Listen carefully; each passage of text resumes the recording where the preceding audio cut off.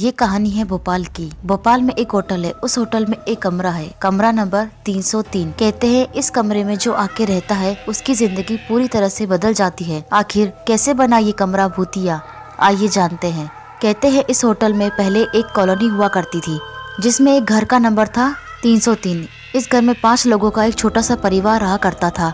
एक दिन जब ये सब बहुत ही गहरी नींद में सो रहे थे तब कुछ चोर उनके घर में घुस गए, लेकिन चोरों द्वारा आवाज होने पर ये सब उठ गए। तो चोरों ने एक एक करके उन सबको अपने हथियार का निशाना बना लिया और सभी को मार डाला। ये सब तो मर गए, लेकिन इस अकाल मृत्यु के कारण इन सब की आत्मा इस घर में कैद हो गई। काफी समय तक तो यह सुनसान पड़ा रहा, लेकिन 30 साल बाद इसे किसी बिल्डर ने खरीद लिया और यहाँ एक होटल बना दिया। इस होटल में एक कमरे का नंबर था 303, जो कि उस घर का नंबर था जिसमें सभी लोगों का कत्ल कर दिया गया था। लेकिन होटल के इस कमरे में अजय और उसके परिवार रहने आए, उसके साथ उसकी वाइफ आशा और एक उसका छोटा बच्चा राजा। वो लोग 10 दिन के लिए होटल में आए थे। लगभग 2 या 3 दिन तक सब ठीक चल रहा था। उसके बाद उन लोगों को इस कमरे की सच्चाई पता चली।